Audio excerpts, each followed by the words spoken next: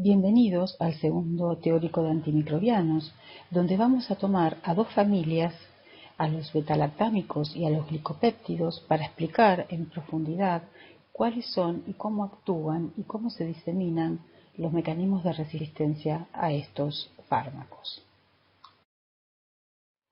Se habla de la resistencia antimicrobiana a tres niveles.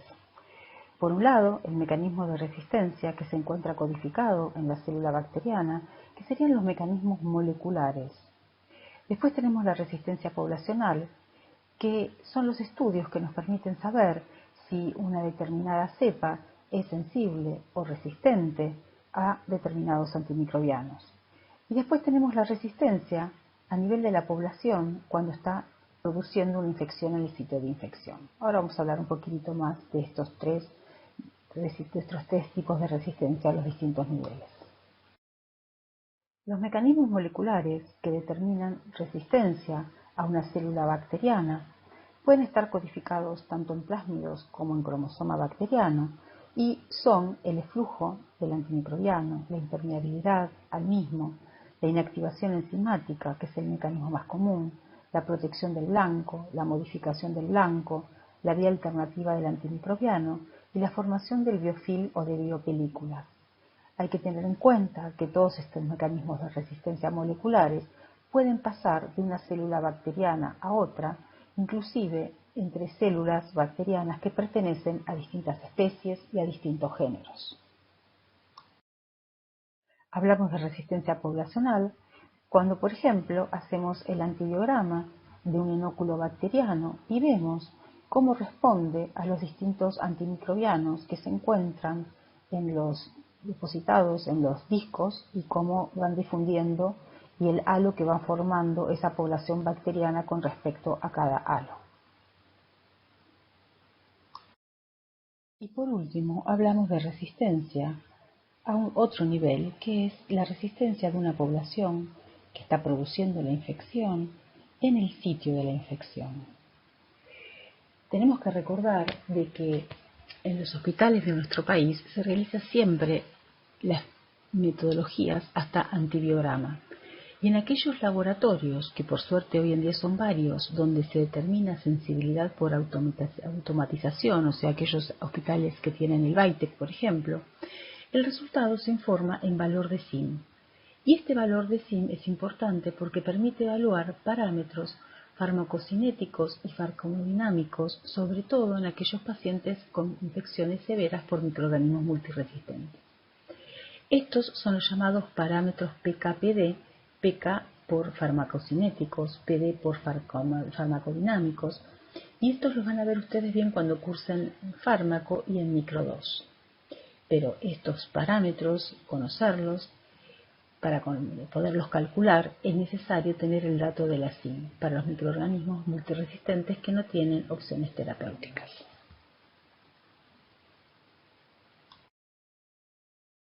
Hay dos tipos de resistencia: la resistencia natural, que es la propia del microorganismo, aquella que es ubicua en toda una especie o en todo un género, y la adquirida, que es aquel tipo de resistencia antimicrobiana que una determinada célula bacteriana adquiere a lo largo del tiempo.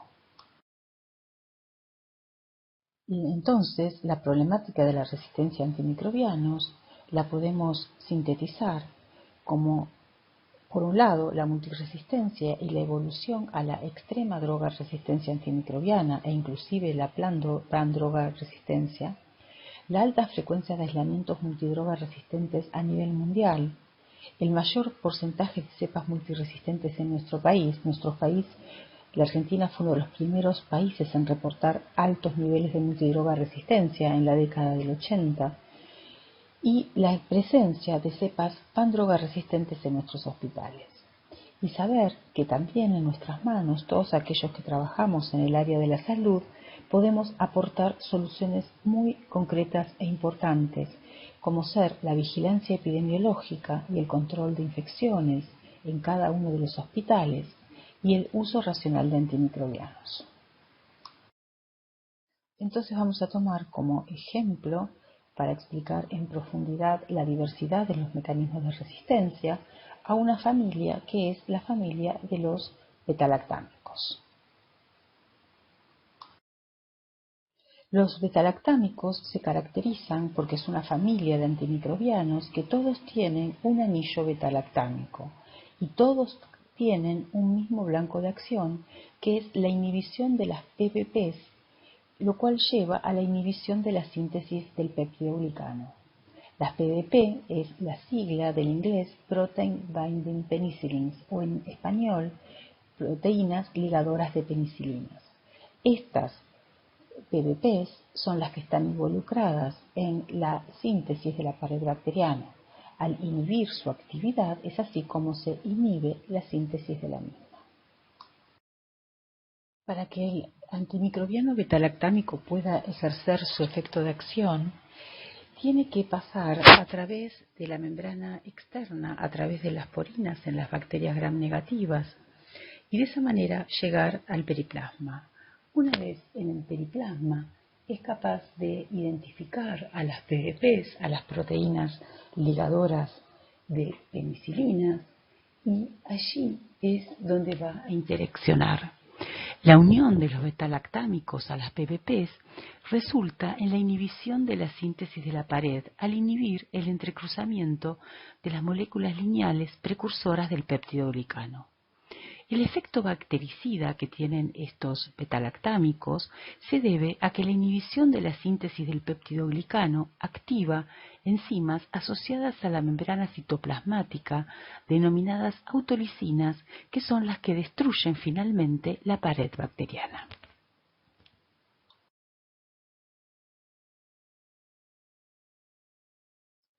La síntesis de la pared bacteriana comienza dentro del citoplasma e involucra una gran cantidad de reacciones metabólicas, dando lugar a un pentapéptido, el cual es transportado por un carrier lipídico a través de la membrana citoplasmática y queda expuesto hacia el exterior de la misma.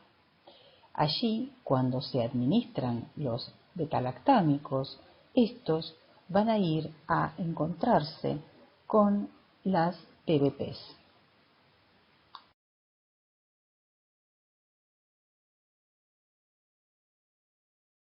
Las PBPs tienen distintas funciones de carboxipeptidasas, transpeptidasas, transglicosilasas, que interaccionan y que son parte de la síntesis de la pared bacteriana. Los betalactámicos lo que hacen es aislar el sitio activo de la serina de las PBPs, inhibiendo de esta forma la formación del peptidoglicano, con lo cual luego se va a producir, como decíamos anteriormente, la lisis de la bacteria. A partir de que empezaron a administrarse los betalactámicos, como contamos en el teórico anterior, la primera fue la penicilina. A partir de ese compuesto natural producido por un hongo, el Penicillium notatum, se empezaron a identificar y a desarrollar también distintos betalactámicos. Así es como hoy en día tenemos una larga lista, como ustedes ven acá, que muchos de ellos fueron compuestos químicos semisintéticos a partir de uno natural. La primera, como dijimos, fueron las penicilinas, después se hicieron las penicilinas resistentes a las penicilinasas, como la oxacilina, la meticilina, luego vinieron las aminopenicilinas, las carboxipenicilinas, después aparecieron un grupo importante de betalactámicos que son las cefalosporinas, las de primera generación, como la cefazolina, la cefalotina, las de segunda generación, como la cefuraxima y el cefaloclor, las de tercera generación, que fueron muy usadas en nuestros hospitales, hoy se usa muchísimo, como la cefotaxima, la ceftazidima, la ceftriaxona, las de cuarta generación, como la cefepime, y más recientemente las cefalosporinas de quinta generación, como por ejemplo la ceftarolina o el ceftolozano. Hace ya varias décadas también que se administran en nuestros hospitales los carbapenemes como el imipenem y el meropenem, y los monobactamos como la estrema. Y como dijimos, los betalactámicos tienen un efecto bactericida sobre la célula bacteriana, aunque hay que tener en cuenta que todos los antibióticos pueden tener a veces un efecto terapéutico diferente, bacteriostático o bactericida, dependiendo en las dosis en que se administre. Esta información, que van a ver ustedes en las diapositivas siguientes, es a modo de ejemplo, ilustrativo para ustedes, para que entiendan los conceptos. No es algo que se les vaya a tomar, ya que este es un tema que ustedes van a ver luego en infectología. Acá vemos como los primeros betalactámicos, como el caso de la penicilina, son antimicrobianos activos en su mayor parte hacia los cocos gram positivos. Y a medida que se fueron identificando y poniendo en el mercado nuevos betalactámicos, se fue ampliando ese espectro de acción hasta que ese espectro de acción incluye a las bacterias gram negativas. Las cefalosporinas, como vemos acá, eran cuando las primeras comenzaron a ser un grupo de betalactámicos que eran más resistentes a las betalactamasas. Y las cefalosporinas también fueron identificadas a partir de un hongo, del Cephalosporium acremonium.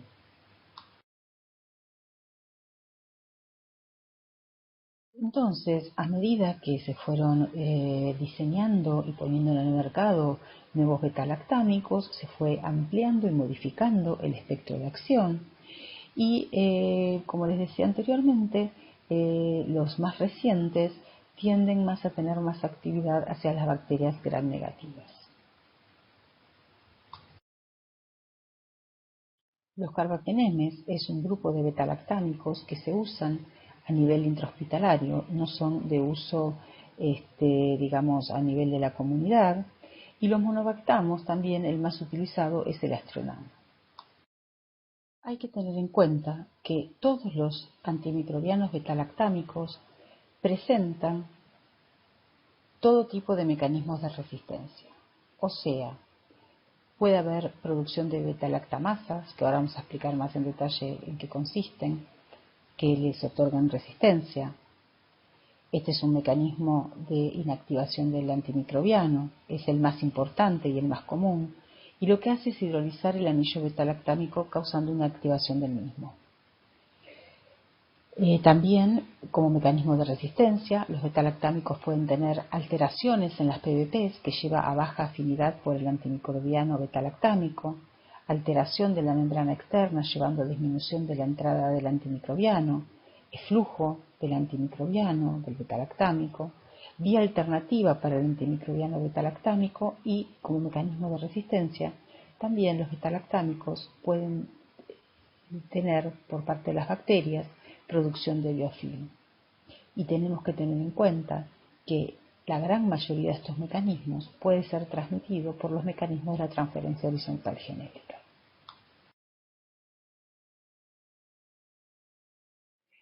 Antes de comenzar a ver los determinantes de resistencia bacterianos a los betalactámicos para cada especie, vamos a explicar qué son y cómo actúan las betalactamasas, que es el mecanismo de resistencia de inactivación enzimática de antimicrobianos más frecuente en las cepas clínicas y que ustedes, como médicos, van a escuchar hablar de ellos en los hospitales. La producción de las betalactamasas es el principal mecanismo de resistencia para la mayoría de los betalactámicos en casi todas las especies bacterianas. Son enzimas que tienen codificación tanto plasmídica como cromosómica. Es una enzima producida por algunas bacterias, aquellas las cuales son resistentes, y entonces estas enzimas betalactamasas son las responsables de la resistencia de estas ante la acción de los betalactámicos, como las penicilinas, las cefalosporinas, los monobactámicos y los carbapenémicos. Cuando las betalactamasas inactivan a los carbapenémicos, se las denomina carbapenemasas. Y ustedes van a escuchar hablar justamente de carbapenemasas, que son las que tienen más impacto clínico en los hospitales. Como ya sabemos, los betalactámicos tienen un elemento en común dentro de su estructura molecular, que es el anillo betalactámico. Las betalactamasas rompen ese anillo, desactivando las propiedades antimicrobianas de la molécula. Entonces, como vemos en esta diapositiva, en la acción de las betalactamasas hay 4 actores principales: las PBP, o las proteínas ligadoras de penicilinas, que es el sitio blanco de los betalactámicos, el antimicrobiano betalactámico, la enzima betalactamasa y el pentapéptido, que es esencial para la síntesis de la pared bacteriana. Entonces la betalactamasa va a interaccionar con el betalactámico, inactivándolo. Las betalactamasas forman un grupo heterogéneo de enzimas y hay varios esquemas propuestos de clasificación, pero el que ha tenido más aceptación y mayor difusión es el propuesto por Bush, Jacobi y Medeiros ya hace años, en 1995, que tiene en cuenta para la clasificación las propiedades funcionales de las betalactamasas, así como su estructura molecular. Actualmente hay más de 2.000 betalactamasas descritas y algunas de ellas, como la KPC o la NDM, dan resistencia a todos los betalactámicos. Una alternativa muy usada para combatir a las cepas productoras de betalactamasas es el desarrollo y la administración de inhibidores de betalactamasas. Estos inhibidores lo que hacen es unirse en forma irreversible a la betalactamasa, por eso se llaman inhibidores suicidas. Al unirse irreversiblemente a la betalactamasa, ésta deja entonces de ser funcional y el antimicrobiano betalactámico puede actuar de esta manera, inhibiendo la síntesis de la pared bacteriana y de esta manera produciendo la lisis de la bacteria. Con lo cual, una cepa productora de betalactamasas, gracias a la administración de un inhibidor, puede hacer que esta cepa sea sensible a ese betalactámico. La actividad conjunta que decíamos recién la vemos bien en este gráfico. Si a un paciente que está infectado con una cepa resistente a la amoxicilina, productora además esa cepa de betalactamasas, se le administra solamente amoxicilina, acá como vemos en el gráfico, esa amoxicilina no va a ser efectiva sobre esta cepa bacteriana. Si se le aplica un inhibidor como el ácido clavulánico, entonces vamos a ver que esa administración tampoco es efectiva. La bacteria va a crecer. Ahora, cuando se aplica en forma conjunta el antimicrobiano, la amoxicilina, junto con el inhibidor, el ácido clavulánico, entonces sí se observa que hay inhibición del crecimiento de la cepa bacteriana, o sea que actúan en forma conjunta, inhibiendo el crecimiento y el desarrollo de esa cepa bacteriana. Dentro de un hospital hay varias especies que son las más importantes causantes de infecciones intrahospitalarias. Acá tenemos un ejemplo del Hospital H1, donde vemos que las especies más importantes son Staphylococcus aureus, Escherichia coli, Pseudomonas aeruginosa, Klebsiella pneumoniae, Acinetobacter, especialmente Acinetobacter baumannii, Enterococcus fecalis y Proteus mirabilis. Entonces ahora vamos a hablar de los mecanismos moleculares de resistencia a los betalactámicos producidos por estas especies bacterianas. Un grupo de especies bacterianas muy importantes en la clínica médica son las que se agrupan en la familia Enterobacteriaceae. Y estas especies que la conforman son Escherichia coli, Klebsiella pneumoniae, Enterobacter cloacae, Serratia marcescens, Citrobacter freundii.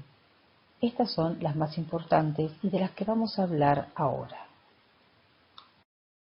Como ya dijimos, el mecanismo más importante es la producción de betalactamasas, que tienen que pasar por las porinas en las enterobacterias para llegar al periplasma, que es donde se encuentra su blanco de acción, que son las PBPs. Ahí van a interactuar el betalactámico con su sitio blanco, pero al encontrarse con las betalactamasas, estas van a hidrolizar el anillo betalactámico de tal manera de hacerlo inactivo. De esta manera, el betalactámico no va a poder actuar con su sitio blanco. Entonces, la bacteria posteriormente va a ser resistente a este betalactámico.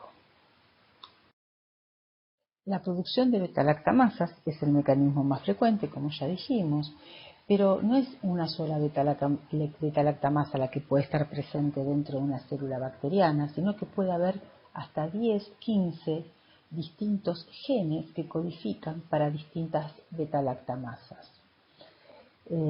Hay una gran variedad de beta-lactamasas. Hay beta-lactamasas que inhiben a las cefalosporinas de primera y segunda generación, otras que inhiben hasta tercera y cuarta generación, y después están las carbapenemasas, que son las que inhiben, además de estas cefalosporinas, también inhiben a los carbapenémicos. Un grupo muy importante de beta-lactamasas en nuestro país lo son las cefotaximasas, que son beta-lactamasas que surgieron a fines de la década del 80, principios del 90, y fueron primero reportadas en nuestro país, y de nuestro país diseminaron al resto del mundo. La primera en ser descrita y de mucha relevancia a nivel global es esta que ustedes ven acá llamada CTX-N2. Y ahora vamos a ver un poco más de dónde proviene, de cómo es su origen y cómo se disemina de una cepa bacteriana a otra. Las betalactamasas adquiridas se localizan en integrones de clase 1 en general y en transposones. O sea que estamos hablando de que estos genes que codifican para betalactamasas están insertados en plataformas genéticas que a su vez pueden movilizarlos. O sea, estamos hablando de resistencia antimicrobiana móvil.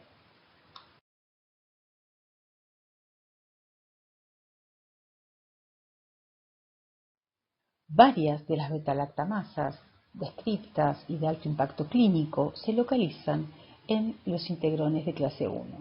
Los integrones de clase 1 es el mecanismo más diseminado en las bacterias gram negativas que otorga una plataforma genética para la captura de genes de resistencia antimicrobianos y su expresión.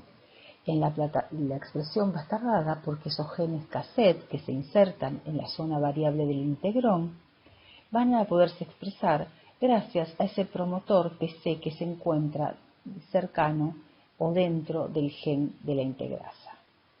A su vez, la integrasa, al expresarse, puede reconocer distintos genes de resistencia antimicrobianos, no solo genes que codifican para betalactamasas, y de esa manera, en esta zona variable, vamos a tener una plataforma genética con resistencia a varias familias de antimicrobianos.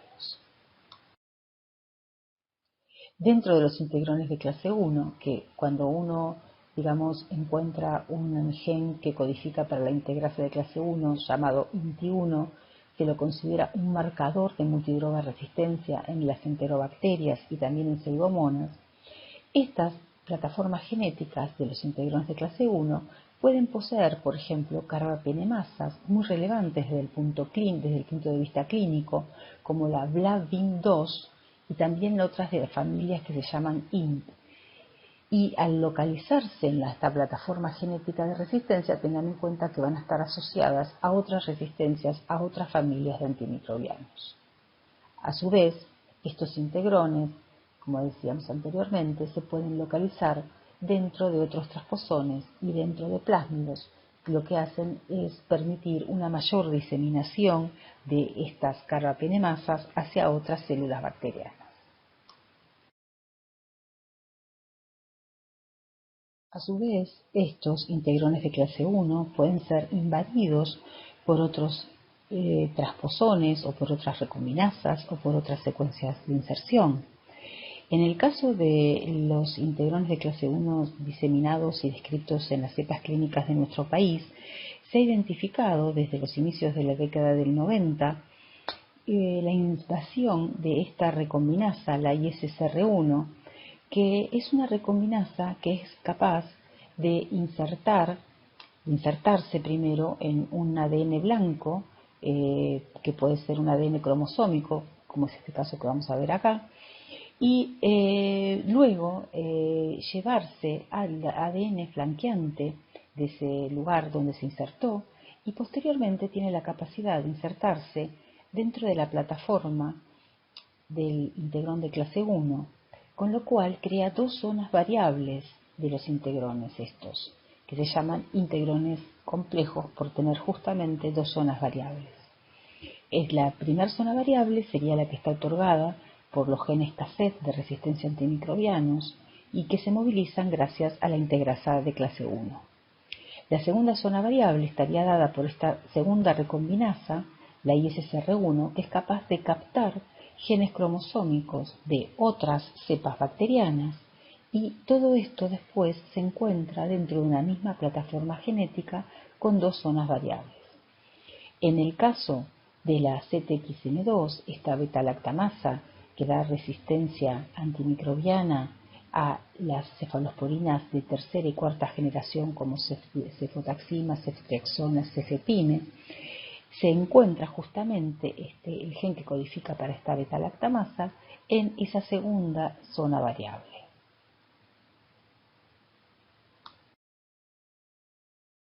Los primeros integrones de clase 1 que se encontraron en cepas clínicas de nuestro país en la década del 80 eran integrones que tenían o no tenían ningún gen de resistencia a antimicrobianos o tenían uno. A lo largo del tiempo, en la zona variable se fueron encontrando más genes de resistencia a antimicrobianos, o sea, más genes cassettes, y con el tiempo se empezaron a encontrar también más cantidad de estos integrones complejos, o sea, que estaban invadidos por esa recombinasa que les otorgaba una segunda zona variable a la plataforma del integrón de clase 1. De esta manera, en muy pocos kilobases, lo que podemos tener es varias resistencias a antimicrobianos que se transmiten y diseminan en forma conjunta. Esto es lo que ocurre en las enterobacterias.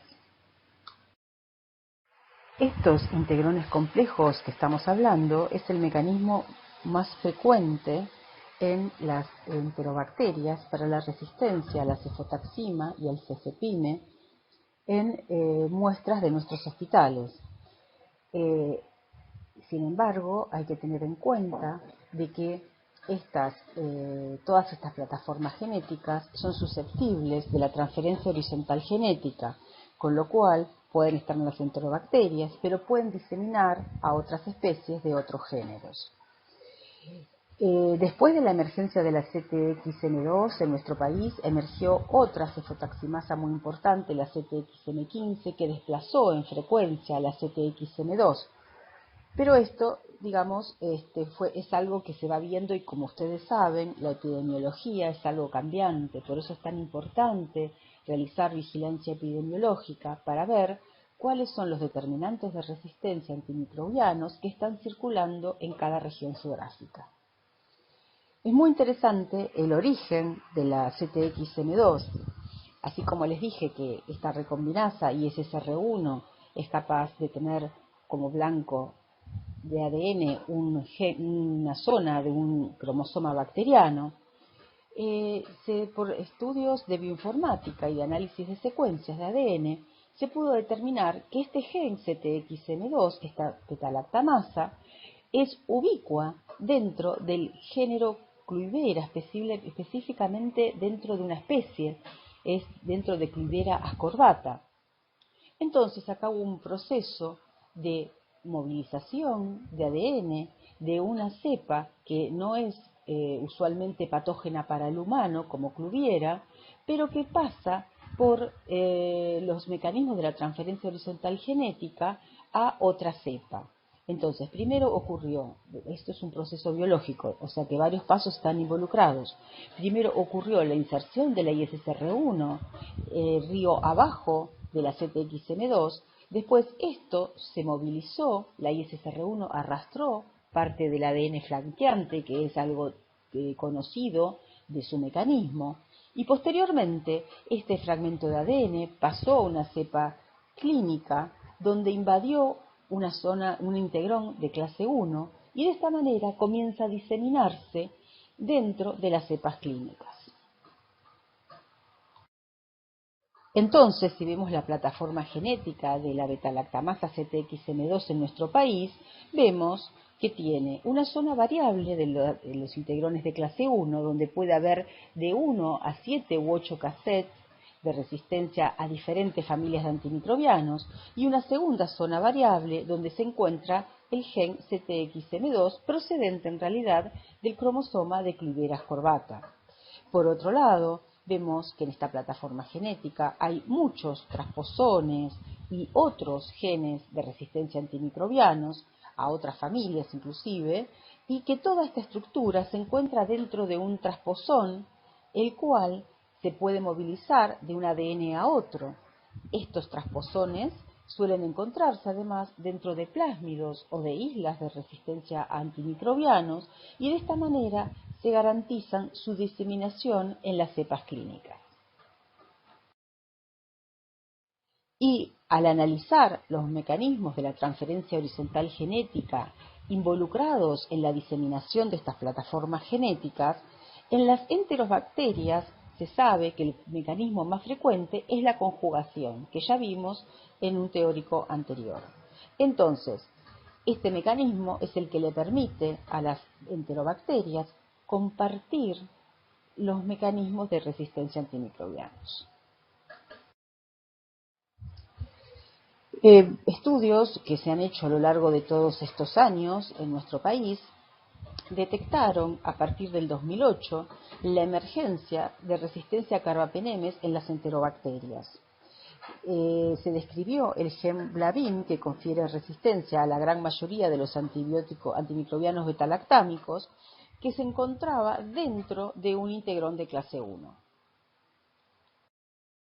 Así como hay carbapenemasas que se encuentran localizadas en la plataforma genética de los integrones de clase 1, hay otras carbapenemasas muy importantes desde el punto de vista infectológico y que también tienen diseminación global, como la de carbapenemasa KPC, y esta es una carbapenemasa que se encuentra en un transposón, o sea, a diferencia de la BIM y de las IMP que se encuentran en integrones de clase 1, la KPC se encuentra dentro de un transposón.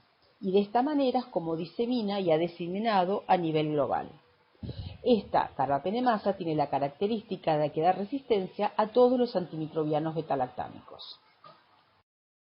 Al realizar el antibiograma podemos ver el perfil de sensibilidad de cepas de Klebsiella pneumoniae productoras de KPC, y es usual en nuestros hospitales encontrar un antibiograma como este que ustedes ven acá, de extrema droga resistencia, donde hay muy pocos tratamientos posibles para un paciente infectado con una cepa de estas características. Como ya dijimos, estos transposones que poseen a la carbapenemasa KPC se localizan en plásmidos conjugativos que poseen además otros determinantes de resistencia a antimicrobianos. Usualmente también poseen integrones de clase 1, con zona variable que otorga resistencia a través de sus genes cassette a varias familias de antimicrobianos. A modo de ejemplo, les muestro acá un gráfico en donde vemos que a partir del año 1996, el 50% de las cepas de Klebsiella pneumoniae poseen CTXM2. Posteriormente, este valor se mantiene a lo largo de 10 años y actualmente tiene esos mismos valores. Y a partir del 2008 vemos la emergencia de KPC en el 10% de las cepas de Klebsiella pneumoniae.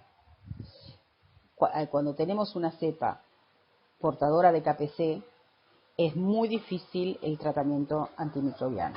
¿Está bien? No hay muchas opciones. Y en el año 2010 también emergió la resistencia al colistin en cepas de Klebsiella pneumoniae en nuestro país y ha alcanzado valores casi del 10%. Y estos son valores que se han mantenido en los hospitales nuestros. Así que, como ustedes ven acá, tenemos una proporción bastante importante de cepas con extrema droga resistencia o pan-droga resistencia de Klebsiella pneumoniae, las cuales son muy difíciles de tratar. Ustedes tienen que saber, como médicos, que en los laboratorios de bacteriología, como yo les conté, se informa hasta antibiograma. En aquellos laboratorios de bacteriología de los hospitales donde hay métodos automatizados, como el BITEC, se informa el valor de la SIN, lo cual permite después desarrollar, evaluar los parámetros PKPD. Pero además hay otra información relevante que le es otorgada, que es la de si las cepas que están analizando en el laboratorio poseen beta-lactamasas o carbapenemasas. Este análisis se hace de manera sencilla sobre una placa de Petri en la cual se siembra la bacteria a testear y se ponen distintos discos con antimicrobianos, betalactámicos, como ustedes ven acá, y se miden los halos, ¿está bien? En algunos casos se pone el inhibidor. Ustedes no tienen que saber exactamente cómo se hace, digamos, este tipo de estudio, pero sí tienen que saber la información que les van a otorgar a ustedes y también la información que ustedes pueden pedir. Si una cepa resistente, por ejemplo, a la cefotaxima, es portadora de una beta-lactamasa, es diferente a tener una cepa una cepa clínica que no tiene beta-lactamasas resistente a cefotaxima. ¿Por qué? Por lo que ya estuvimos hablando todo este tiempo.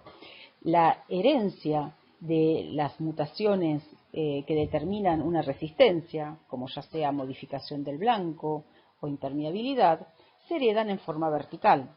En cambio, las resistencias adquiridas a través de la transferencia horizontal genética se heredan no solamente en forma vertical, sino también en forma horizontal, lo cual hace que este mecanismo adquirido pueda diseminarse muy rápidamente dentro de un centro hospitalario y causar brotes. Por eso es muy importante la detección de estos mecanismos y el conocimiento por parte de los médicos y obviamente del comité de infecciones para evaluar, así como se puede evaluar la presencia de cefotaximasas en las placas de Petri, también hay métodos que permiten evaluar la presencia de carbapenemasas. Y esa es otra información que el bacteriólogo, el bioquímico del hospital, les va a dar a ustedes.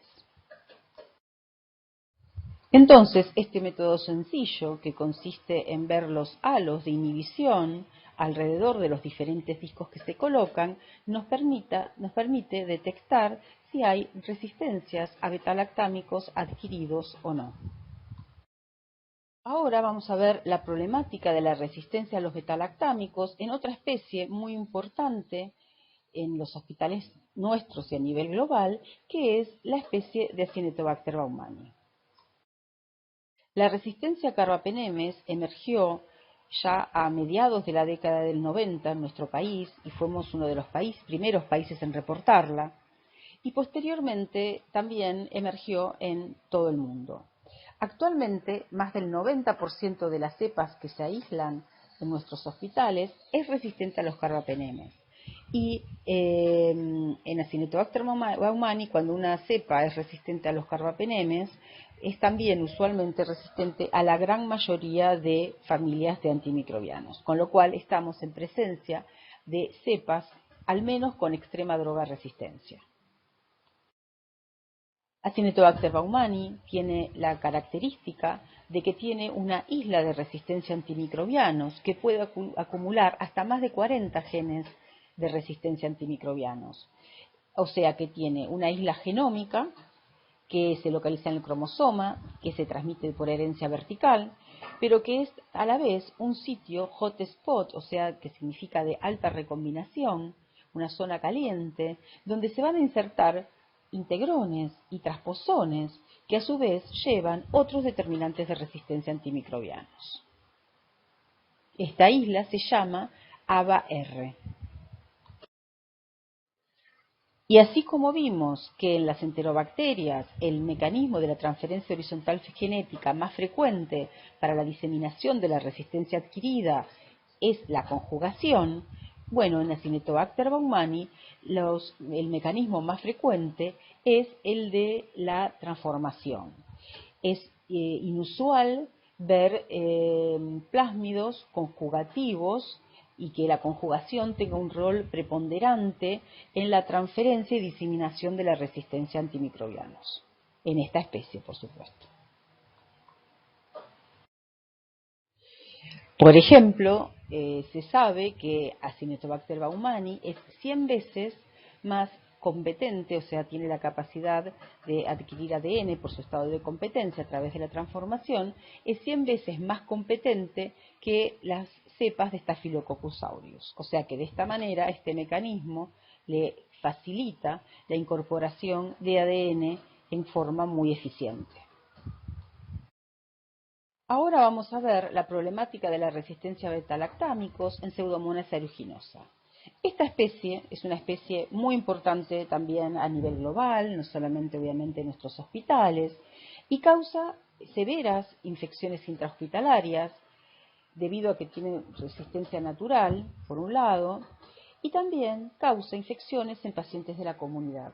En los pacientes de la comunidad puede ocasionar infecciones de piel y también es un patógeno muy importante en los pacientes que tienen fibrosis quística, ya que esta especie bacteriana suele aislarse de esta comunidad de pacientes y muchas veces está asociada al gran deterioro pulmonar que los lleva a la muerte a estos pacientes. Esta diapositiva vemos lo que les decía recientemente, de que Pseudomonas aeruginosa tiene una gran cantidad de resistencias naturales, intrínsecas, tanto antibióticos betalactámicos, como ustedes ven acá, como antibióticos no betalactámicos. Entonces, desde el vamos, tratar a pacientes infectados con Pseudomonas aeruginosa es complicado para los infectólogos. Además, como esta especie tiene la capacidad de adquirir muchos determinantes de resistencia antimicrobianos, usualmente presenta niveles de resistencia extrema. Así como vimos que la gran mayoría de las cepas de enterobacterias y de Acinetobacter baumani tienen como resistencia a los betalactámicos la presencia y la adquisición de betalactamasas, en el caso de Pseudomonas aeruginosa se han descrito, además de este mecanismo, el mecanismo de flujo y el mecanismo de impermeabilidad en una frecuencia importante. Siempre hay excepciones, así que las excepciones no las vamos a nombrar, pero bueno, hay enterobacterias que pueden adquirir por el flujo resistencia a los betalactámicos, pero la información que vamos a compartir es la que tiene relevancia infectológica desde el punto de vista que es la más frecuente. Por supuesto, la modificación enzimática y la presencia y adquisición de beta-lactamasas y carbapenemasas es el mecanismo más importante y de mayor impacto infectológico en Pseudomonas aeruginosa. Hay descritas más de 50 beta-lactamasas en esta especie, que a su vez, como ya sabemos, se localizan en transposones o en integrones y que a su vez se encuentran en plásmidos conjugativos. El eflujo cumple un rol importante en esta especie, ya que esta es una especie bacteriana que el 15% de su genoma codifica para bombas de flujo. Y estas bombas de flujo, por mutaciones puntuales, pueden o bien expresarse o bien adquirir la capacidad de bombear hacia el exterior antimicrobianos. Entonces así es como hay bombas de flujo que pueden dar resistencia adquirida no solo a betalactámicos, sino también a otras familias de antimicrobianos. Esta es una característica de las bombas de flujo. Cuando otorgan resistencia, no otorgan resistencia a un solo antimicrobiano, sino a varias familias diferentes, porque justamente este mecanismo no es tan específico. En Pseudomonas aeruginosa es muy importante los valores de SIM, pero también los valores de Vic, o sea, de la concentración inhibitoria mínima cuando la cepa bacteriana en estudio estaba formando biofilm. Acá vemos en esta tabla cómo la SIM varía cuando está formando biofilm esta cepa bacteriana. Y como vemos, la formación de biofilm aumenta los niveles de SIM a varias familias de antibióticos, no a una sola, sino a varias. Una característica de Pseudomonas aeruginosa es la alta frecuencia de cepas mutators. Mutators son aquellas cepas que no son tan frecuentes en otras especies, pero que tienen la característica de que pueden adquirir más ADN exógeno a través de diversos mecanismos, por un lado, y además tienen una mayor tasa de mutaciones. Se considera que la tasa normal frecuente es de menos del 1% de cepas mutators en las poblaciones naturales del ambiente y menos o llega casi hasta el 1% en infecciones crónicas o en bacterias colonizantes.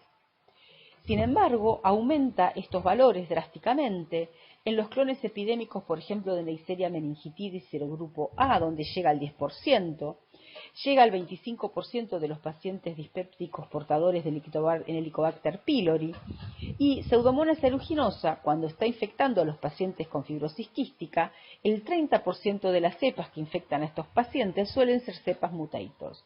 Entonces, estas cepas que tienen mayor capacidad de adquirir ADN exógeno y de sufrir mutaciones, van a evolucionar rápidamente hacia la multidroga y extrema droga resistencia. Vamos a ver la problemática también de la resistencia a betalactámicos en otro grupo de especies, en otra bacteria, en otra especie bacteriana, que es Streptococcus pneumoniae. Streptococcus pneumoniae, a diferencia de las especies que estuvimos viendo hasta ahora, no es usualmente un patógeno intranosocomial, sino que es un patógeno sumamente importante a nivel de los pacientes de la comunidad. Es causante de neumonía aguda en pacientes de la comunidad y de meningitis bacteriana. Así que bueno, es muy importante la vigilancia epidemiológica que se hace de este patógeno. Para Streptococcus pneumoniae hay descritos altos valores de resistencia a la penicilina, no solo en nuestro país, sino como ustedes pueden ver en otros países del mundo. La resistencia de Streptococcus pneumoniae a la penicilina con un valor de zinc mayor a 2 miligramos por litro se correlaciona con sensibilidad intermedia a amoxicilina, cefuroxima, cefotaxima y ceftriaxona. Tenemos que tener en cuenta que estos antimicrobianos son de uso común en la clínica médica para tratar neumonías adquiridas en la comunidad, y algunos de ellos también se utilizan en el tratamiento de las meningitis. Entonces, cepas resistentes, cepas de Streptococcus pneumoniae resistentes a estos antimicrobianos van a estar asociadas a falla terapéutica. El mecanismo de resistencia en esta especie es diferente a lo que estuvimos viendo hasta ahora. Esta especie bacteriana, Streptococcus pneumoniae, tiene la característica de que es transformante natural, tiene la capacidad de adquirir ADN exógeno muy fácilmente.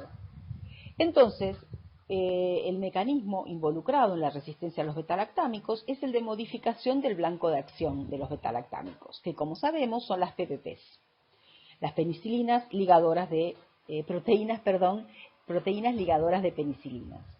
Entonces, las cepas de Streptococcus pneumoniae tienen una PBP2B, que es la wild type, se dice en inglés, salvaje, significa la que es natural, común en esta especie. Por los mecanismos de la transferencia horizontal genética, específicamente de la transformación, esta especie bacteriana adquiere ADN de otras PBPs, de otros Streptococcus, y al haber un porcentaje de homología suficiente, estas PBPs recombinan entre sí, dando lugar a nuevos alelos o estructuras en mosaico de los genes de la PBP. De esta manera, un betalactámico que reconoce la PBP2B y de esa manera produce su efecto bactericida sobre esa cepa, al enfrentarse a variantes alélicas de esta PBP, no las reconoce y de esta manera la bacteria adquiere resistencia a los antibióticos betalactámicos. Como estamos viendo, es un mecanismo totalmente distinto de los vistos recientemente. Es un mecanismo en el cual es fundamental la transferencia horizontal genética, pero la diseminación va a ser vertical, o sea, la célula madre va a transferir ese nuevo alelo de la PBP a la célula hija. Hay descritas diversas PBPs con estructuras de mosaico y que dan distintos tipos de resistencia a los betalactámicos. Hay algunas que dan altos niveles de resistencia y se utiliza un disco de oxacilina que es buen predictor de la sensibilidad a la penicilina. Estos son datos de un hospital en donde se vio que había cepas de Streptococcus pneumoniae resistentes a la penicilina y también a las cefalosporinas de tercera generación. Así que bueno, esto es desde el punto de vista infectológico muy serio y por eso es tan importante realizar la vigilancia epidemiológica y estar atentos a ver en qué sitios y en qué hospitales y en qué tipo de pacientes surgen estas cepas resistentes a los betalactámicos. También vamos a hablar de la problemática de la resistencia a los betalactámicos en Staphylococcus aureus. Staphylococcus aureus es una especie bacteriana causante de infecciones tanto a nivel nosocomial como intrahospitalarios y es muy importante en ambos hábitats. A nivel intrahospitalario vamos a ver que es bastante frecuente la multidroga resistencia en esta especie. Suele producir neumonías y a nivel comunitario es una especie importante en las infecciones de piel y partes blandas y también en las neumonías adquiridas en la comunidad. Staphylococcus aureus fue la primera especie en la cual se detectó resistencia a un antimicrobiano y fue justamente resistencia a la penicilina conferido por una beta-lactamasa. O sea, antes de la era antibiótica, hasta 1940, las cepas que se aislaban en los pacientes infectados con esta especie no eran resistentes a la penicilina. ¿Está bien? Igualmente, una neumonía adquirida en la comunidad o intrahospitalaria daba 90% de mortalidad. ¿Está bien? Después de administrar la penicilina en la década del 40, muy poquitos años después, empezó a haber resistencia a penicilina y se identificó justamente que esa resistencia estaba conferida por una beta-lactamasa. El gen que codifica para esta beta-lactamasa diseminó tanto que actualmente, hoy en día, el 100% de las cepas que se aíslan en los hospitales es resistente a la penicilina. Posteriormente, en la década del 50, cuando se empezó a administrar la meticilina, en la década del 60 ya emergió la resistencia a la meticilina en Staphylococcus aureus. Cuando una cepa de Staphylococcus aureus es resistente a la meticilina, este determinante de resistencia le otorga resistencia a todos los antimicrobianos betalactámicos. Hoy en día, en nuestros hospitales, el 50% de los aislamientos de Staphylococcus aureus es resistente a la meticilina, o sea que estamos ante una especie bacteriana multidroga resistente a la meticilina y resistente a todos los betalactámicos y, como ya sabemos, cuando hay una resistencia suele haber más de una resistencia acompañante. Entonces, estas cepas, este 50% de cepas de Staphylococcus aureus resistente a la meticilina son muy complicados de tratar. El mecanismo por el cual esta especie adquiere resistencia a la meticilina es diferente también a lo que estuvimos viendo hasta ahora. El mecanismo es el de la vía alternativa del antimicrobiano. Estas cepas de Staphylococcus aureus sensibles a la meticilina pueden adquirir un determinante que es el gen MECA que codifica para una PBP, o sea, para una proteína ligadora de penicilina.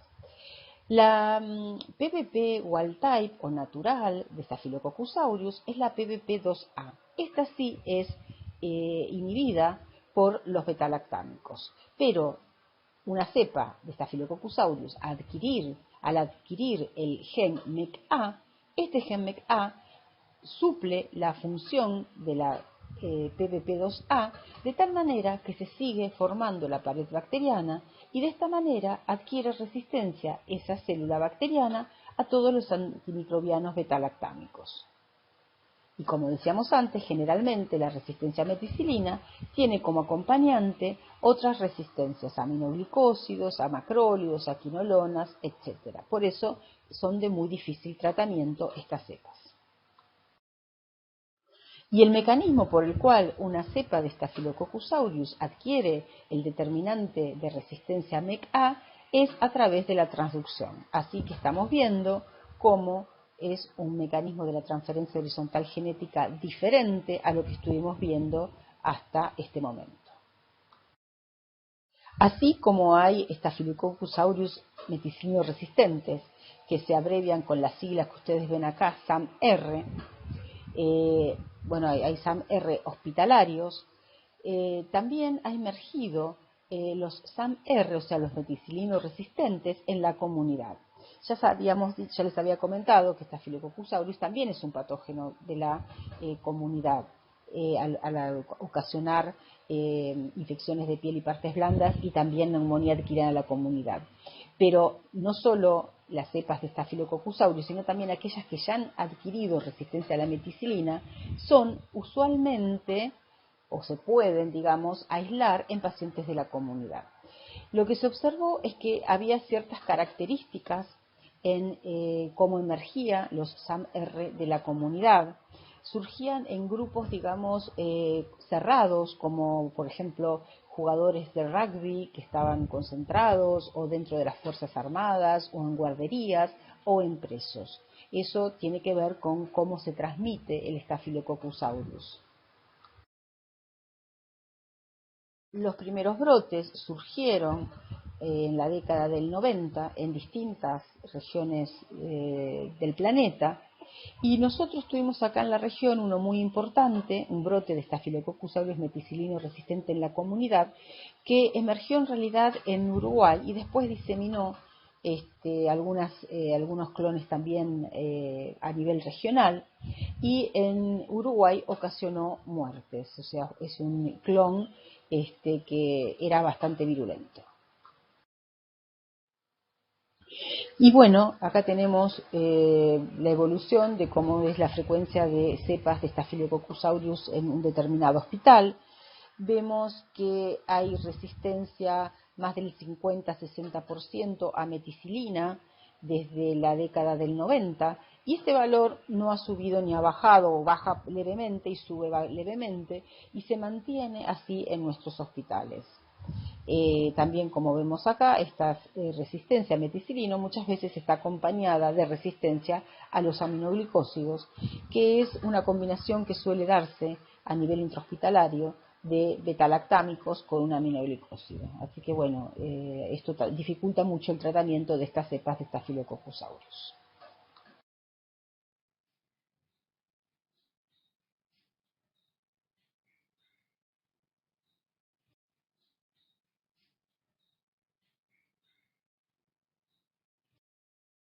Ahora vamos a proseguir con la segunda parte de este teórico de mecanismo de resistencia a los betalactámicos y a los glicopéptidos.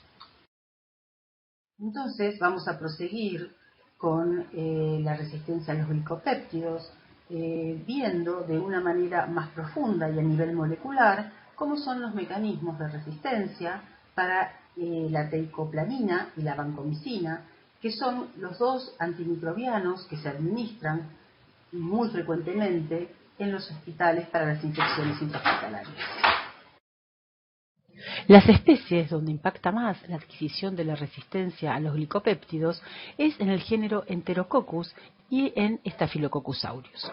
Vamos a introducir un poco este Enterococcus. Enterococcus es un género que se aísla en infecciones intrahospitalarias, aunque eventualmente también en infecciones de la comunidad, y que tiene la característica de que tiene varias resistencias intrínsecas a nivel de género, o sea, a nivel de resistencias naturales propias de este género, que son resistencia a los betalactámicos, a la trimetoprima sulfametoxazol, a los aminoglicósidos y a las viejas quinolonas.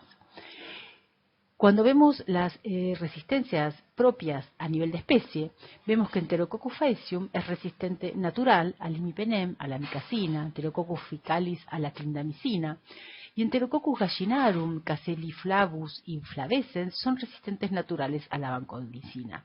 O sea que vemos que estamos en presencia de especies que son resistentes naturales a varias familias de antimicrobianos. Ha habido reportes de Enterococcus vancomicina resistentes desde la década del 90, tanto a nivel ambiental, o sea, en pacientes de la comunidad, como en pacientes hospitalizados. Enterococcus, como género multidroga resistente, fue declarado patógeno emergente por el CDC ya en la década del 90. Posteriormente, en el año 2002, hubo lamentablemente emergieron aislamientos de Staphylococcus aureus resistentes a la vancomicina, portadores de los determinantes de resistencia de los Enterococcus vanco-R. O sea que por transferencia horizontal genética había pasado la resistencia de un Enterococcus vanco-R a una cepa de Staphylococcus aureus. La avoparcina, que es un glicopéptido, se ha usado como aditivo en la alimentación de aves. Sin embargo, en los países donde no se ha utilizado este glicopéptido con propósitos que no sean médicos, ni tampoco se han usado obviamente con fines agropecuarios, se ha visto que no hay resistencia a vancomicina. Este es el caso de Suecia. O sea que el origen de la resistencia a los glicopéptidos y al Enterococcus se considera que está ligada al uso de la avoparcina como aditivo en la alimentación de las aves. Los determinantes de resistencia a la vancomicina son denominados fenotipos VAN. Entonces tenemos el alfabeto VAN. Tenemos VAN A, VAN B, VAN C, VAN D, VAN E, VAN G, VAN F. Y en nuestro país se reportan más casos de Enterococcus faecium VAN A, aunque también se encuentran cepas VAN B. El mecanismo de acción de la vancomicina es la inhibición de la síntesis de la pared bacteriana. Como ya sabemos, la síntesis de la pared bacteriana comienza en el citoplasma, termina uno de los pasos en la producción, en la síntesis de un pentapéptido, el cual es traslocado hacia el exterior de la membrana citoplasmática por un carrier lipídico. Este carrier lipídico lo expone a este pentapéptido hacia el exterior y ahí son las distintas enzimas como carboxipeptidasas, transpeptidasas, transglicosilasas, distintas PBPs que son las encargadas de la síntesis de la pared bacteriana.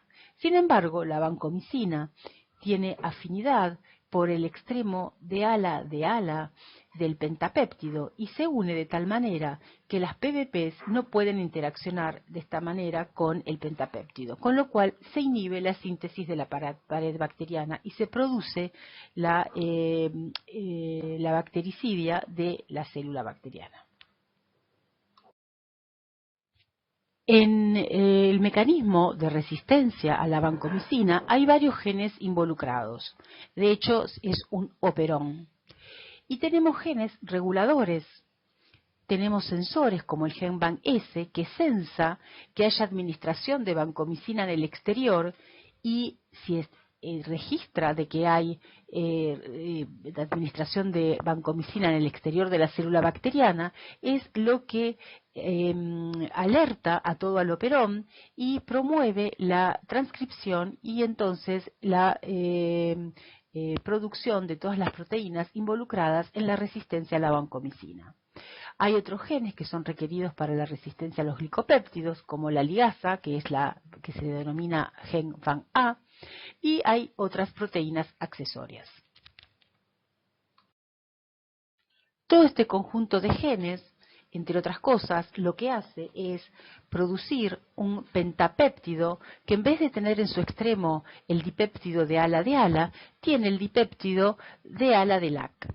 De tal manera que cuando la vancomicina es administrada, la vancomicina va a interaccionar con los pentapéptidos que son de ala, pero los pentapéptidos que son de ala de LAC van a estar involucrados en la síntesis de la pared bacteriana, con lo cual es un mecanismo de resistencia del tipo de desvío metabólico o vía alternativa del antimicrobiano. O sea, en este caso el antimicrobiano va a interaccionar con su blanco de acción, pero va a haber un nuevo set de genes, un operón, que va a permitir que la síntesis de la pared bacteriana siga adelante.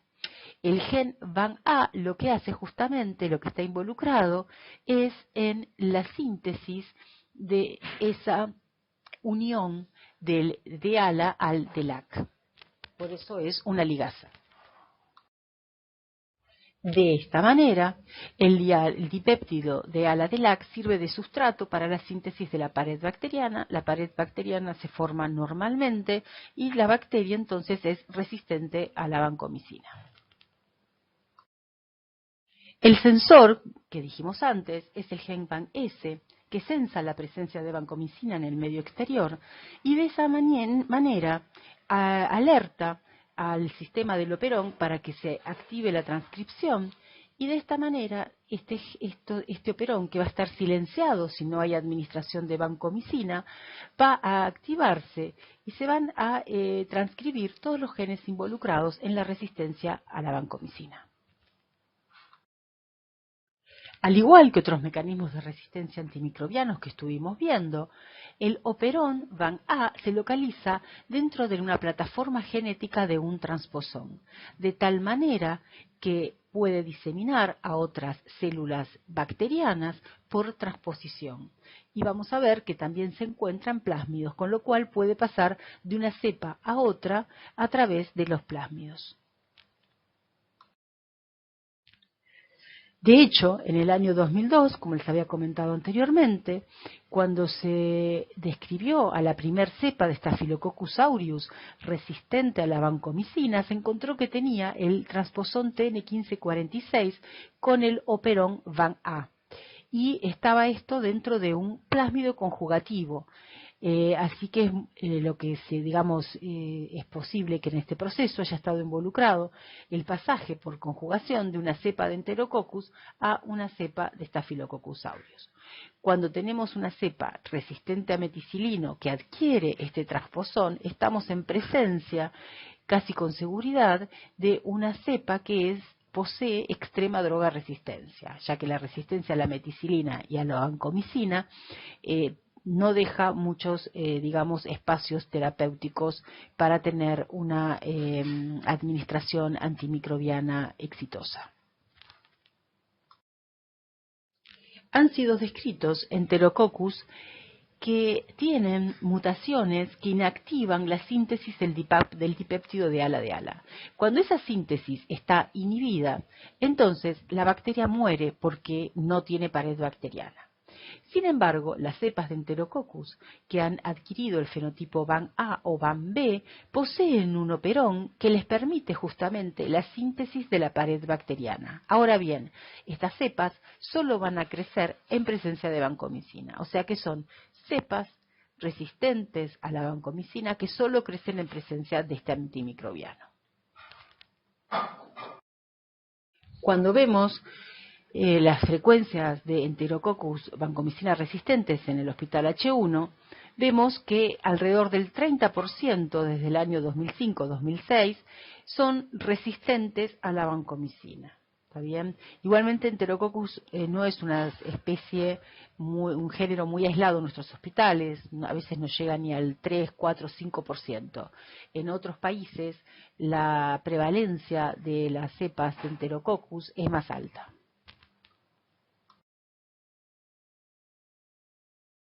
Bueno, como conclusión final, la importancia del control de infecciones, de que cada uno de los médicos y agentes de la salud trabaje en conjunto con el control de infecciones en cada hospital para hacer un uso racional de los antimicrobianos. Muchas gracias.